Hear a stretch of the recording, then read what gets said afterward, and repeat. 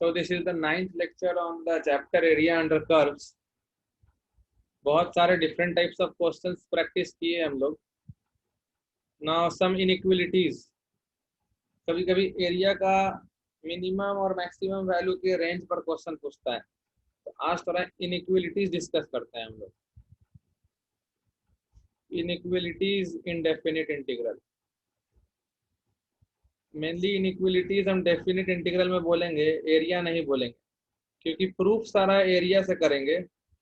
लेकिन मेनली तो इसका काम आता है जब हम लोग डेफिनिट इंटीग्रल का लोअर लिमिट से अपर लिमिट पर कमेंट करना रहता है, तब काम आता है. We will directly come to the theorems. So first point, एकदम आसान ही थ्योरम डिस्कस करेंगे, कोई भी हाई फाई थ्योरम नहीं है. Suppose fx is defined on, suppose, और सबका प्रूफ एकदम आसान है. Suppose fx is defined on x belonging to a close b close, then we can say that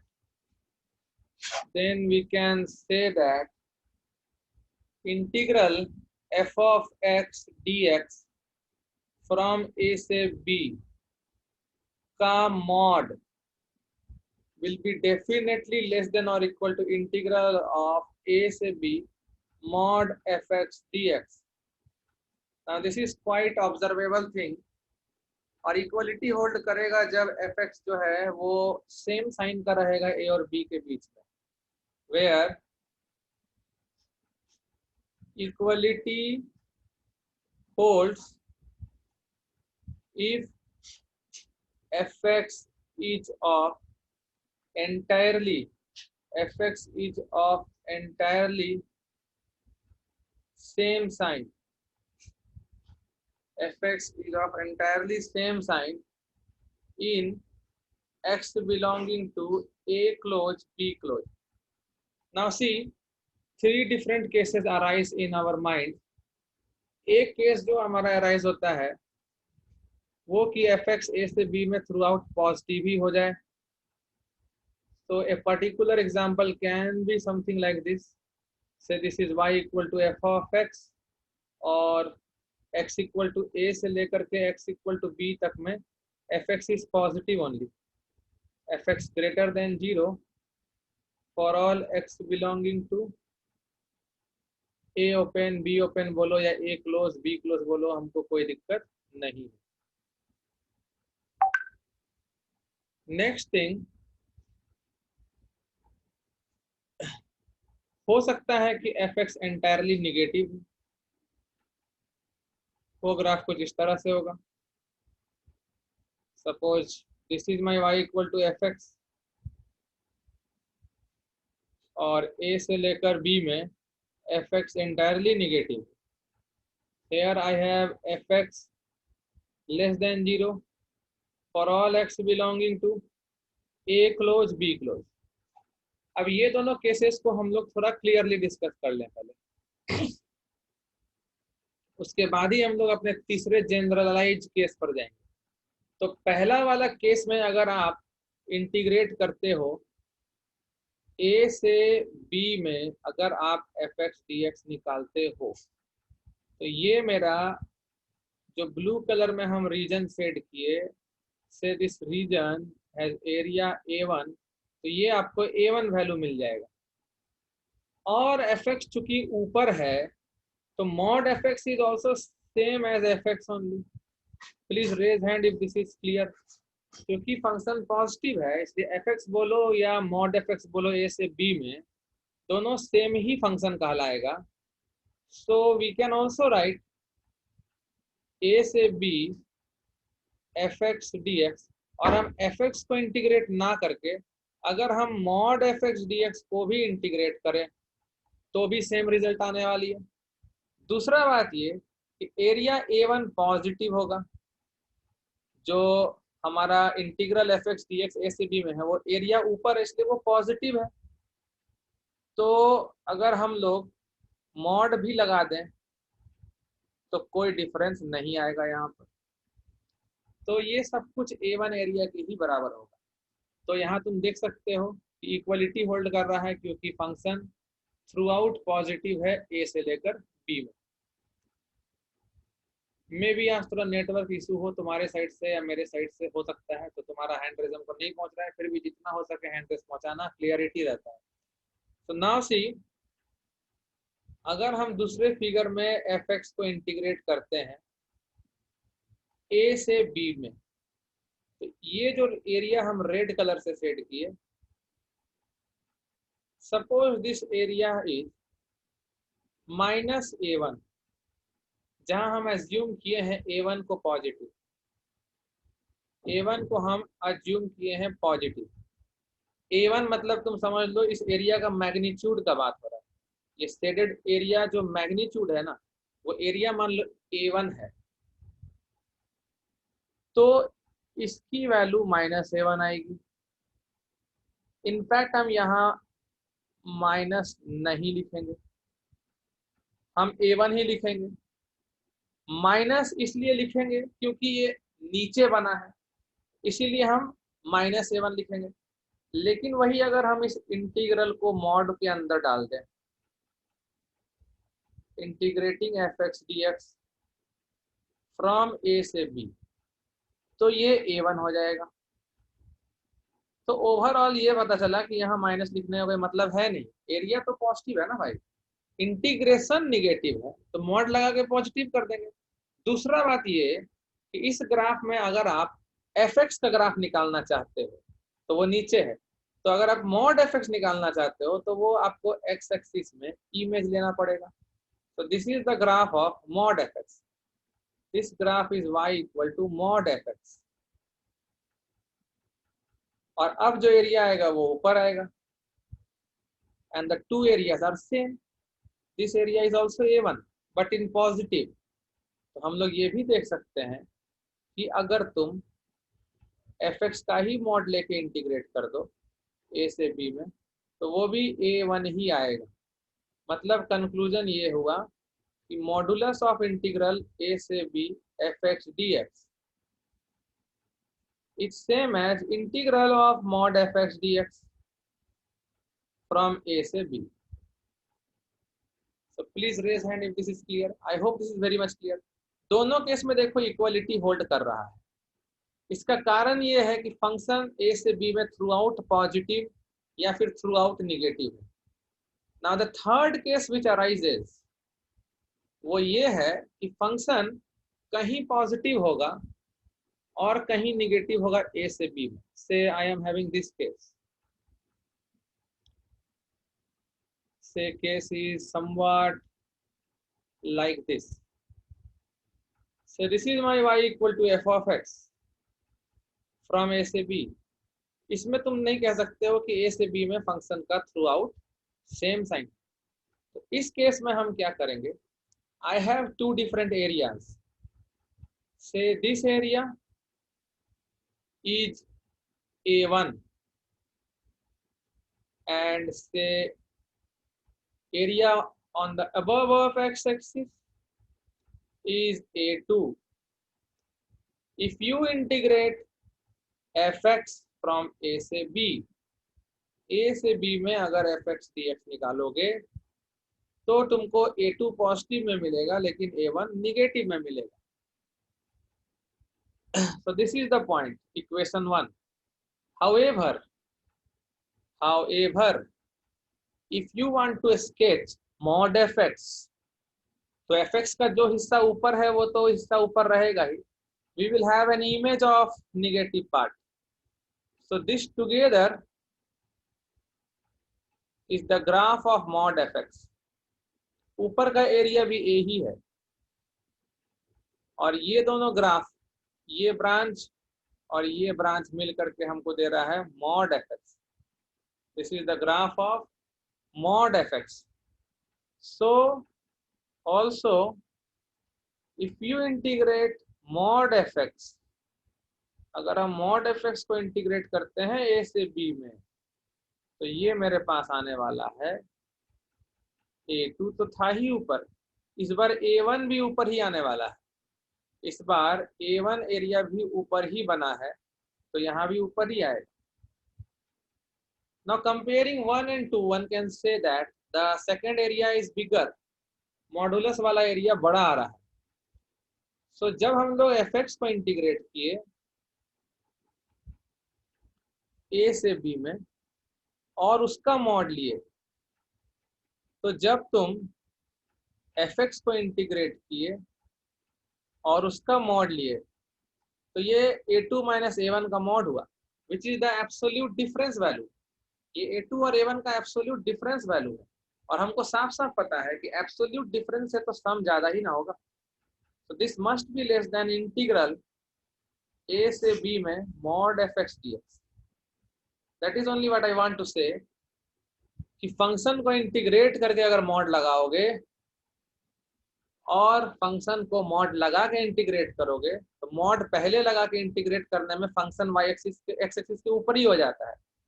इसीलिए हम लोग का कभी भी पहले ही मॉड लगा के इंटीग्रेट करना छोटा हो ही नहीं सकता है। तो आवर कंक्लूजन, सारे केसेस को मिला करके कंक्लूजन ये निकला कि अगर तुम किसी फंक्शन को इंटीग्रेट करते हो और उसका मॉड लेते हो, तो वो या तो लेस होगा या फिर इक्वल टू होगा इंटीग्रेशन ऑफ ए से बी में mod F x D x, और इक्वलिटी होल्ड करेगा this equality if f x greater than 0 और f x less than 0 for all x belonging to a close b close. या तो positive ही हो जाए F x या तो निगेटिव ही हो जाए F x. So now the next property, पहला प्रॉपर्टी तो समझ लिए हम लोग। जो हमारा क्वेश्चन हम लोग सारा प्रॉपर्टी एक बार समझ लेंगे, उसके बाद ही करेंगे। Next is for a given function f x, for a given function f x continuous on a close b close, continuous on a close b close, if you are able to find two continuous functions, if you are able to find two continuous functions, two continuous functions f1x and f2x, easy है ये, on a close b close, such that f1x less than or equal to fx less than or equal to f2x for all x belonging to a close b close। मेरे ख्याल से तुम समझ ही गए होगे हम क्या लिखने वाले हैं। देन इंटीग्रल a से b में f1x को इंटीग्रेट करो, वो सबसे छोटा होना चाहिए, उससे बड़ा हो सकता है fx dx को इंटीग्रेट करो, और उससे बड़ा हो सकता है f2x को इंटीग्रेट करो। ना इसका प्रूफ बहुत सिंपल है। I don't think that proof समझाने में हमको टाइम लगेगा या तुमको समझने में टाइम लगेगा। क्वेश्चन सिर्फ एक ही चीज बोल रहा है, थ्योरी जो बोल रहा है, ये जो प्रॉपर्टी है, ये प्रॉपर्टी का सिर्फ एक ही डिमांड है, फंक्शन पॉजिटिव है निगेटिव है उससे कोई मतलब नहीं है। बस इतना ध्यान रहे कि ए से बी में तीनों फंक्शन कंटिन्यूअस होना चाहिए। यहाँ ए से बी में तीनों फंक्शन कंटिन्यूअस होना चाहिए, और एक कोई फंक्शन एफ एक्स है जो ग्राफ हमको पता है, सपोज ऐसे एक कोई फंक्शन है, this is the graph of y equal to f x, और एक f1x फंक्शन है जो इससे छोटा ही है हमेशा, या कहीं बराबर भी हो सकता है। तो जैसे a पर छोटा वैल्यू ले लेते हैं और बीच में कहीं जाके मान लो बराबर हुआ, ये मान लो मेरा y इक्वल टू f1x है, और ये मेरा f2x है, सीधा सीधी मतलब f2x fx के बराबर हो भी नहीं रहा है। तो जब हम f1x को इंटीग्रेट करेंगे a से b में, तो तुमको ये ग्रीन वाला एरिया आएगा। अगर सही है तो हैंड रेस करना। इंटीग्रेशन फ्रॉम a से b f1x dx को इंटीग्रेट करोगे तो ये आएगा, which must be less than और इक्वल टू। अब अगर तुम fx को इंटीग्रेट करोगे ना, तो ये ग्रीन वाला तो आएगा ही, उसके साथ साथ ये ब्लू वाला भी एड अप हो जाएगा। तो हम लोग इस एरिया से तो बड़ा ही मेरा ये एरिया होगा fx को इंटीग्रेट करके। और अगर तुम f2x को इंटीग्रेट कर दोगे तो ब्लू और ग्रीन के अलावा ये एरिया भी एड ऑन हो जाएगा, and then we will get integration a से b f2x dx। Please raise hand, it's a simple theory, इसमें कोई दिक्कत का बात ही नहीं, ये बहुत ही साधारण थ्योरी है। Next what we can see is our next theory, वो भी सिंपल ही है, but these are really important ones. Question इस पर आ जाएगा direct, and you have to use all the inequalities knowledge. Say we have a small m and capital M. If a small m and capital M, ये काफी simple है, ठीक है। If a small m and capital M be global minimum and global maximum, be global minimum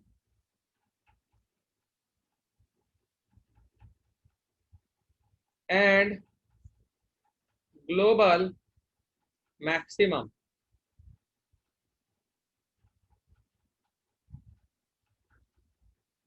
of fx respectively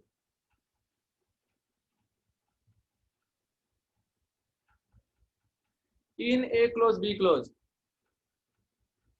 in a close b close, then ये बड़ा अच्छा property है, small m into B minus a must be less than और equal to integral a से b में f of x dx, which should be less than or equal to capital M times b minus a. The proof is again very simple. Proof एक बार देख लोगे तो तुम समझ जाओगे कि इक्वलिटी होल्ड कब करेगा। सो फॉर प्रूफ, जैसा क्वेश्चन बोला है बस हम वैसा ग्राफ बनाएंगे। मान लो कि ग्राफ है ए से बी में कोई मिनिमम वैल्यू है और कोई मैक्सिमम वैल्यू है। Suppose this is the graph y equal to f of x. In fact हम नहीं चाहते हैं कि ए पर ही मिनिमम हो और बी पर ही मैक्सिमम हो, ये एक स्पेशल केस हो जाएगा। समझ रहे हो तो हैंड रेस करना, हम क्यों नहीं चाहते हैं, ये एक स्पेशल केस हो जाएगा। हम चाहते हैं कि ग्राफ कुछ इस तरह से आए, like this. Say this is f x, ये रहा ए, ये रहा x equal to b. Graph का जो मिनिमम वैल्यू है उससे हम एक हॉरिजेंटल लाइन बना देंगे। This is the line of y equal to small m, and जो ग्राफ का मैक्सिमम वैल्यू है हम वहां से भी एक हॉरिजेंटल लाइन बना देंगे।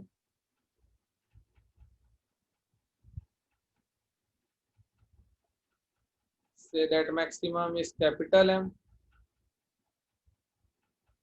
Say this is capital M.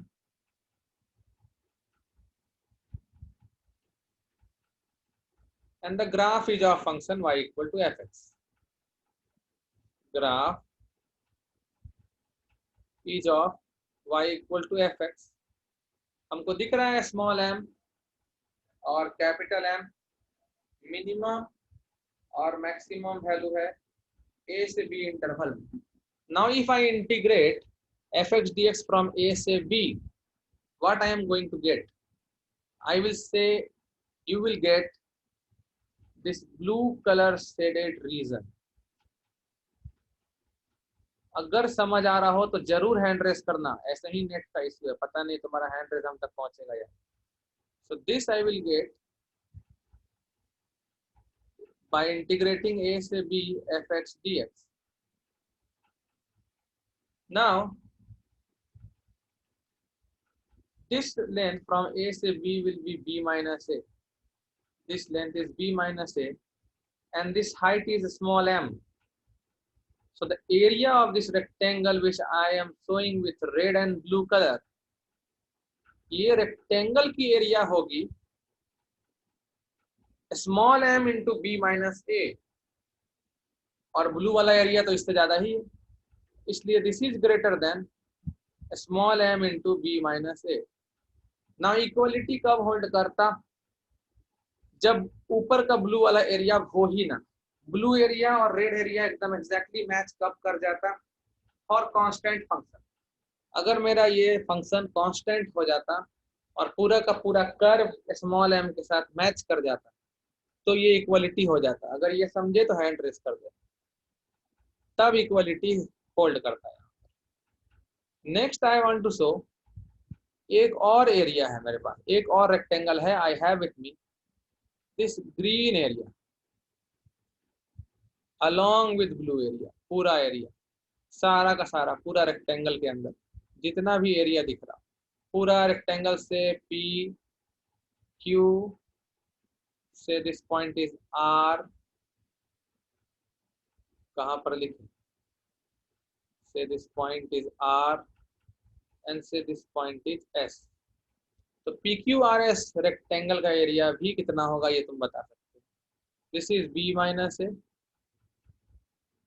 and the height is capital M. This height is capital M. इसका एरिया होगा capital M into B minus A, length into breadth. ये भी इक्वल कब होगा, जब तुम्हारा फंक्शन पी क्यू के साथ कोइंसाइड कर जाए, मतलब अगेन कांस्टेंट फंक्शन। तो समझ जाओ इक्वलिटी जो है वो होल्ड करेगा कांस्टेंट फंक्शन के लिए ही। This is very simple theory, और ये बहुत सिंपल थ्योरम भी है। So next we can move to our next theorem, थोड़ा अच्छा थ्योरम है। Now what the theorem says, अभी तक तुम 3 थ्योरम देख लिए और तीनों इजी देखे। एक था कि तुम फंक्शन को इंटीग्रेट करके मॉड लगाओ, वो थोड़ा कम भी हो सकता है इन कंपैरिजन टू पहले ही मॉड लगा के इंटीग्रेट कर दो। दूसरा तुम देखे कि अगर फंक्शन का ऑर्डर f1 x से बड़ा, fx से बड़ा, f2 x है तो इंटीग्रेशन का ऑर्डर भी वही रहेगा। तीसरा तुम देखे मिनिमम और मैक्सिमम वैल्यू पता हो जाता है तो रेक्टेंगल से कंपेयर किया जा सकता है area. The fourth important part is, बहुत सिंपल है ये, लेकिन इसको प्रूव करना डिफिकल्ट हो जाता है स्टूडेंट के लिए। So I am writing it, but I will expect कि तुमको जब हम प्रूव करने के लिए बोलेंगे और तुम्हारे लिए हम 2 मिनट वेट करेंगे तो तुम प्रूव कर पाओगे शायद। For any functions fx and gx,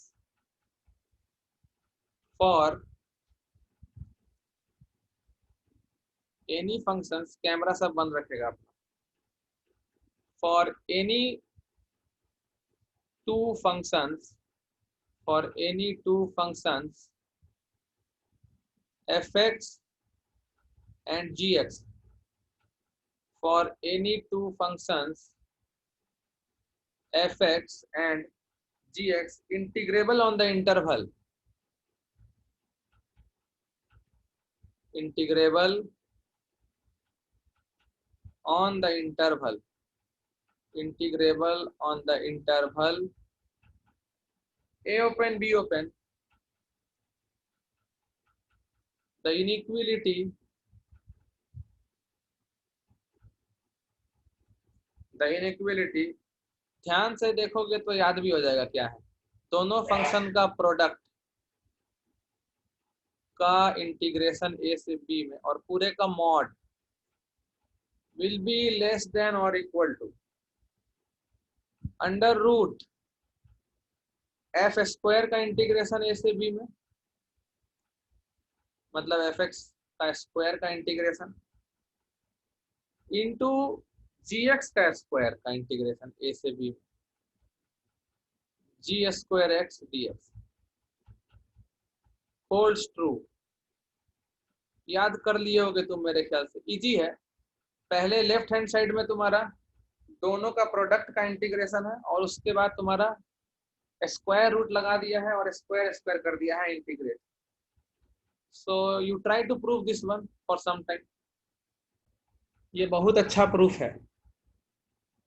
So I will assume a function, let capital Fx equal to a small fx minus lambda times a small gx का whole square, where lambda is a real number. Lambda any real number, कोई भी real value तुम lambda यहाँ पर put कर दो, हमको कोई दिक्कत नहीं। So integration of fx dx from a से b is same as integration of fx minus lambda times gx का whole square dx which will be greater than or equal to 0। ओनकार का कहना है कि पहले ही वो समझ गया था क्वाड्रेटिक आएगा, लेकिन कैसे आएगा ये समझ में नहीं आ रहा। इसका सीधा सीधी रीजन है since fx is greater than or equal to 0, क्योंकि वो एक होल स्क्वायर है।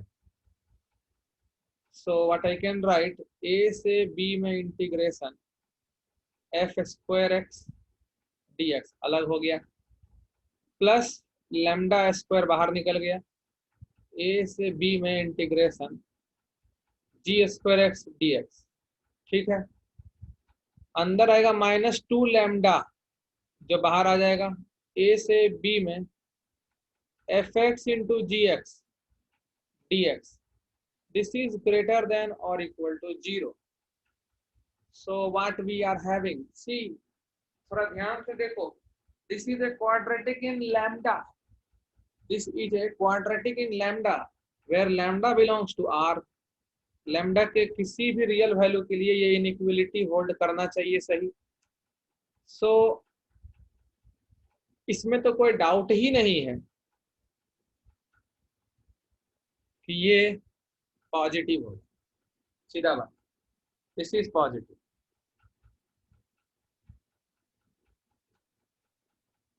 मतलब लैम्डा स्क्वायर का जो कोफिशिएंट है, लीडिंग कोफिशिएंट बोलो, वो पॉजिटिव है। ऐसे लिखेंगे, ए से B G square x D X into lambda square minus 2 times integral A से B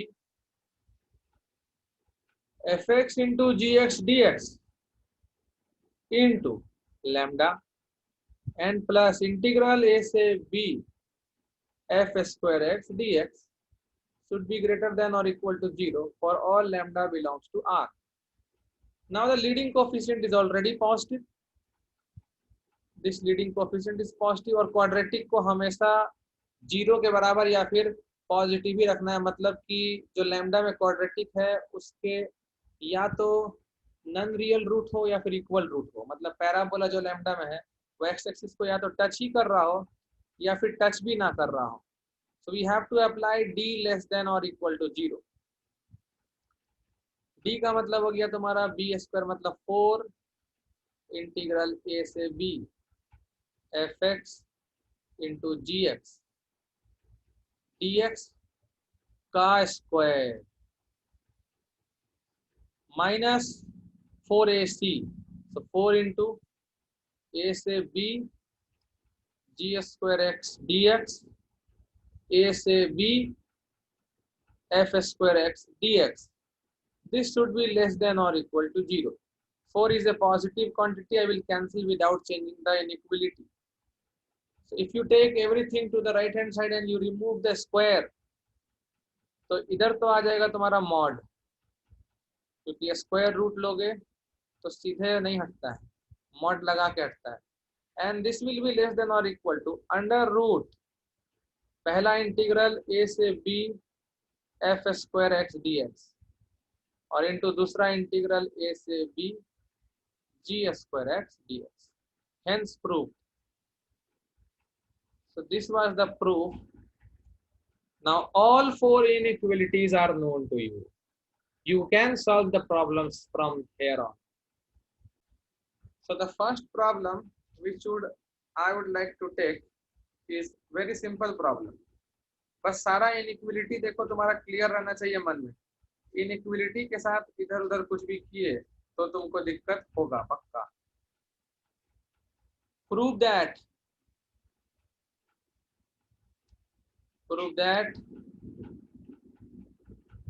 pi by 6 less than or equal to integration from 0 से 1 dx upon under root 4 minus x square minus x cube is less than or equal to pi by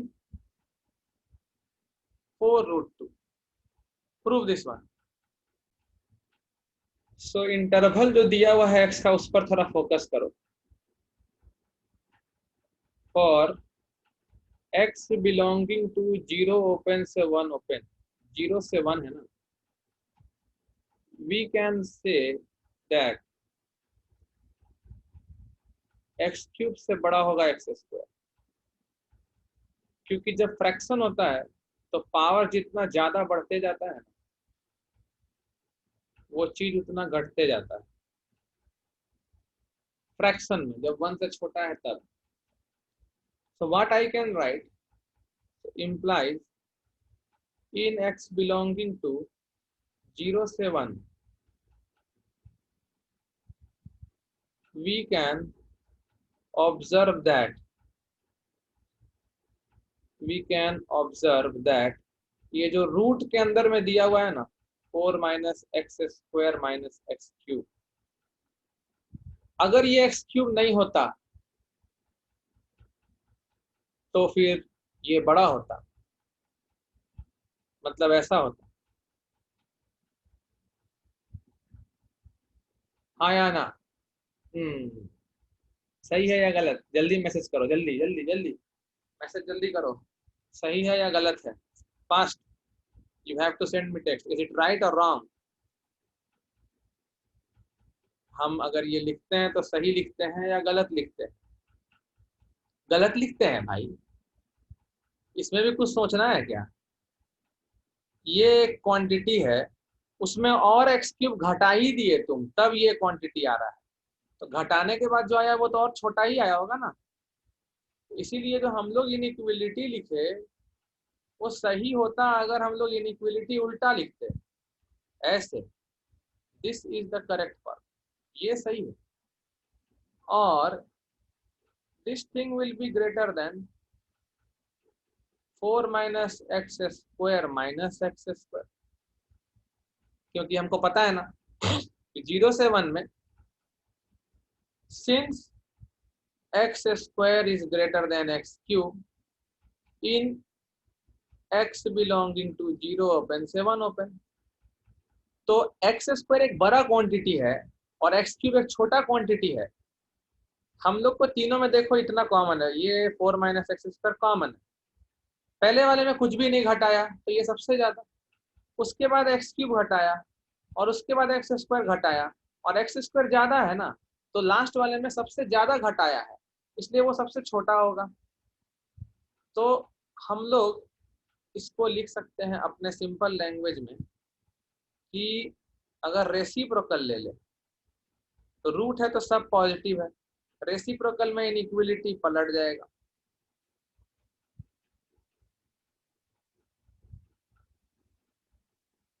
So this is 1 by root under 4 minus 2x.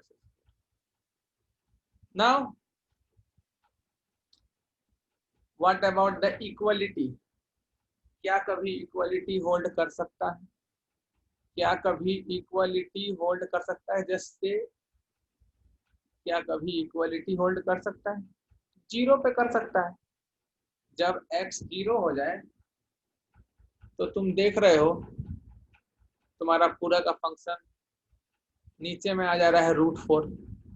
तो ये मेरे उस theorem पर है कि अगर कोई फंक्शन दो फंक्शन के बीच में सैंडविच्ड है तो इंटीग्रेशन का ऑर्डर भी सेम रहेगा.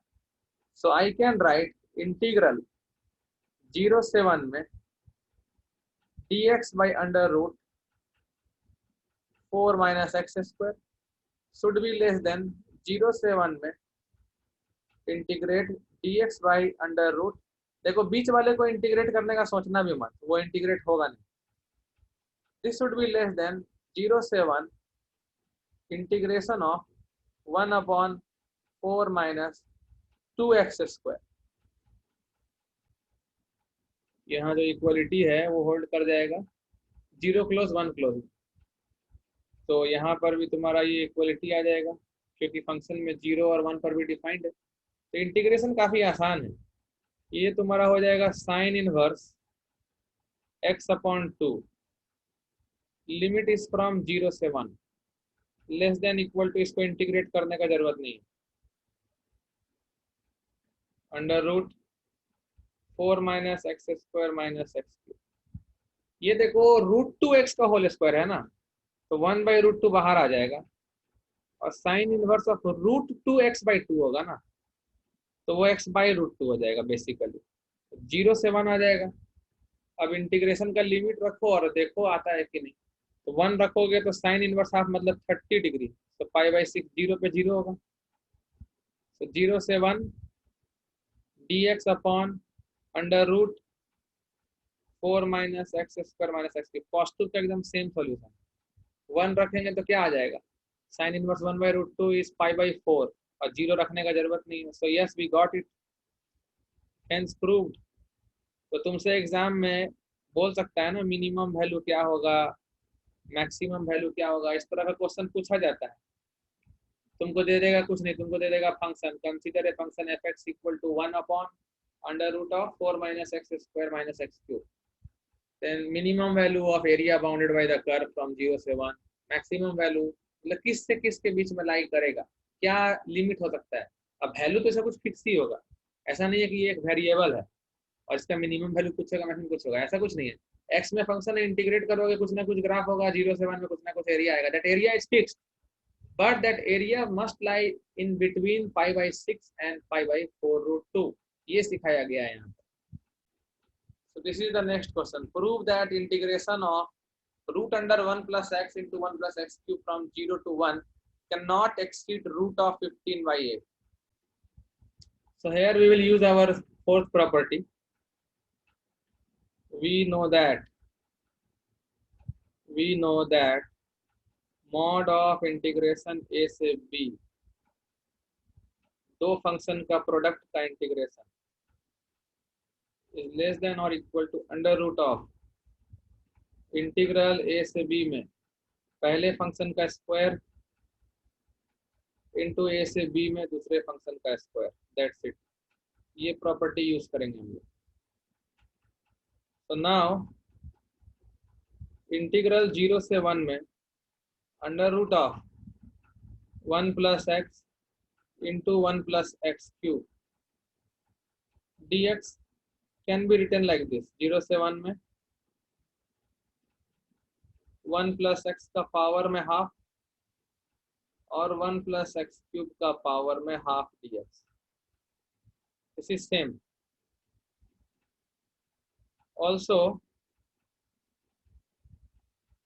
मॉड इंटीग्रेशन 0 से 1 प्लस एक्स का पावर में हाफ और 1 प्लस एक्स क्यूब का पावर में half dx. This is mod of integral of F X dx is less than और equal to under root integral 0 से 1 पहले वाले फंक्शन का स्क्वायर मतलब 1 plus x dx into integration 0 से 1 दूसरे वाले फंक्शन का स्क्वायर मतलब 1 plus x cube dx. So this is the formula which we have applied. So easy integrations so implies.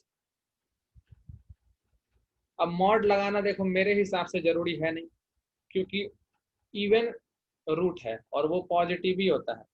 सो 0 से 1 under root 1 plus x into 1 plus x cube dx is less than or equal to under root x plus x square by 2 पे limit 0 से 1 into x plus x power 4 by 4 पे limit 0 से 1.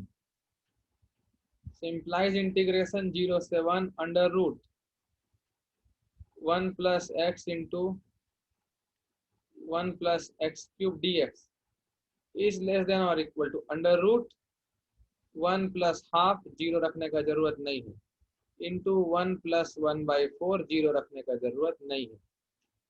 So implies integration 0 से 1 under root 1 plus x into 1 plus x cube dx is less than or equal to कितना आएगा ये 3 by 2 और 5 by 4 मतलब 15 by 8 रूट के अंदर. So the same thing we had to prove, the integral cannot exceed root under 15 by 8. That is done. Suppose our another problem is the minimum odd value of a. The minimum odd value of a greater than 1. Minimum odd value of a which is greater than 1 for which integral 10 से लेकर 19 तक sin x upon 1 plus x to the power a dx is less than 1 by 9 is equal to, ये fill in the blank भर देना है तुमको. देखो एक चीज तो हम लोग क्लियरली पता है कि साइन जो है वो 1 से छोटा होता है. We know that sin x is always less than 1.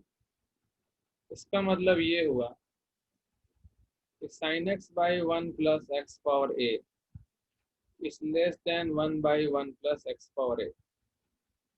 तो जो मेरा इंटीग्रल है that I का मतलब हो गया sin x by 1 plus x power a dx 10 से लेके 19 तक में, this should be less than integral 10 से लेके 19 तक में dx by 1 plus x power a.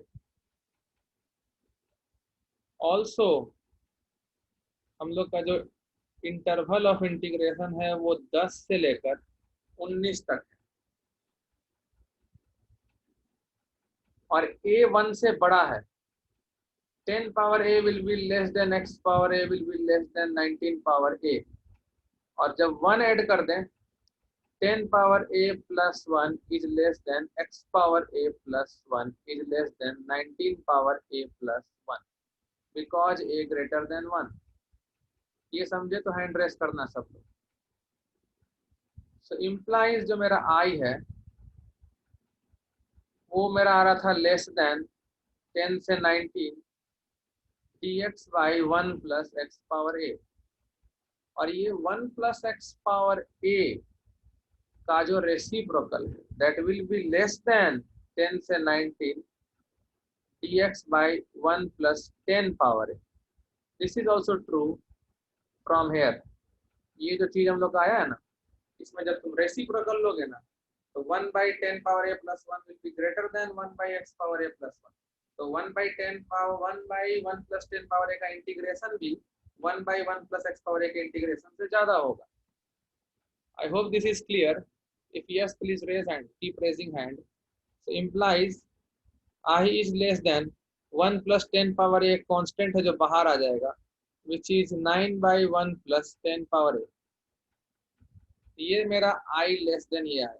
Now a greater than 1 बोला है तो a अगर तुम 2 भी डाल दोगे ना तो भी तुम देख सकते हो it is 9 by 101. So you can easily say that 9 by 1 plus 10 power a will be less than 1 by 9. क्योंकि तुम ए से 1 से बड़ा कुछ भी रखो, यहाँ अगर तुम ग्रेटर देन 1/9 रखोगे तो वो इनइक्वलिटी सेटिस्फाई नहीं करेगा। And the condition is also given. Generally बच्चा लोग को इसमें ये कंफ्यूजन होता है कि सर अगर ए बी से छोटा है और अगर ए सी से भी छोटा है तो बी और सी में कौन बड़ा है कौन छोटा है कैसे बताएंगे, तो वो नहीं बता सकते हम लोग। लेकिन अभी हम लोग देख सकते हैं ना कि ए 1 से बड़ा दिया हुआ है, और ए अगर 1 से बड़ा दिया तो ए 1 से बड़ा कुछ भी रख के देख लो, तुमको इनइक्वलिटी दिख जाएगा कि राइट साइड की तरफ बड़ा होगा। If I cross multiply, I get 1 plus 10 power a greater than 81. This is 10 power a should be greater than 80. मतलब a का सारा ही वैल्यू चल रहा है, 2, 3, 4, 5 सब चलेगा। So minimum odd a is 3. Minimum odd value of a greater than 1 ही होगा, is 3. So this is how we can do this problem. So till this class, this much is okay. Next things will be discussed in next classes.